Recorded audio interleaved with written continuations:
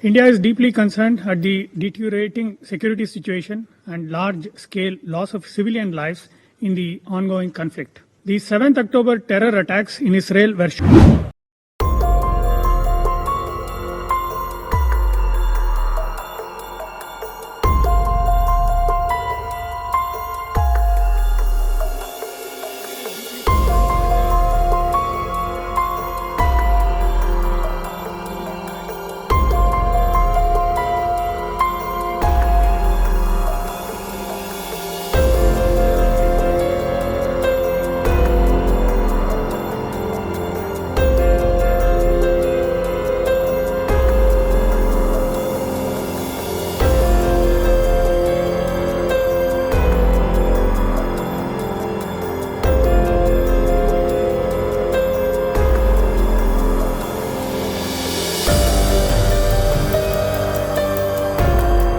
Mr. President, I would like to thank you for organizing this open debate on Middle East today, which comes at a crucial time.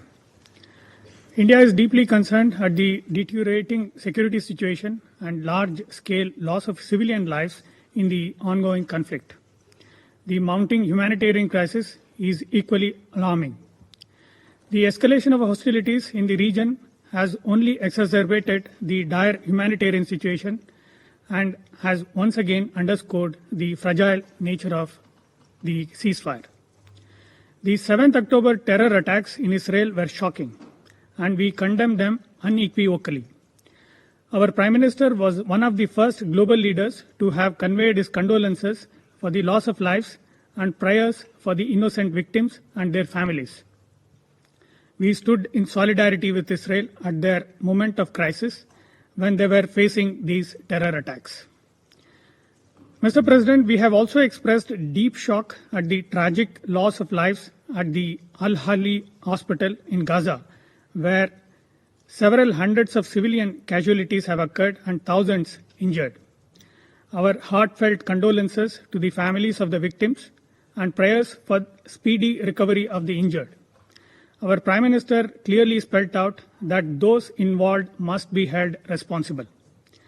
Civilian casualties in the ongoing conflict are a matter of serious and continuing concern. All parties must protect civilians, especially women and children. The unfolding humanitarian crisis needs to be addressed. We welcome the efforts of the international community for de-escalation and delivery of humanitarian goods to the people of Gaza.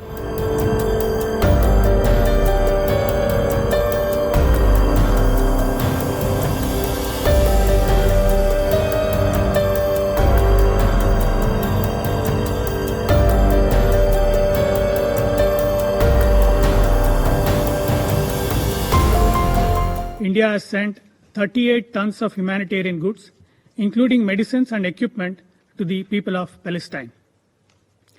We also urge the parties to work towards creating conditions necessary for peace and for restarting of direct negotiations, including through de-escalation and eschewing violence.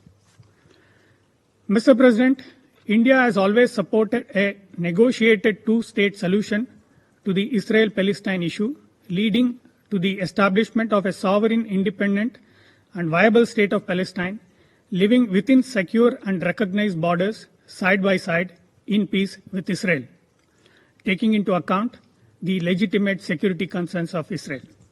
Towards this, we reiterate the need for an early resumption of direct peace negotiations.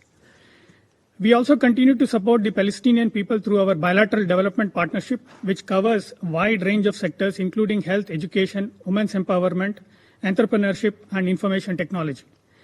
We are also supporting grassroots Palestinian institutions in their developmental initiatives. We have supported UNRWA over decades for its humanitarian services.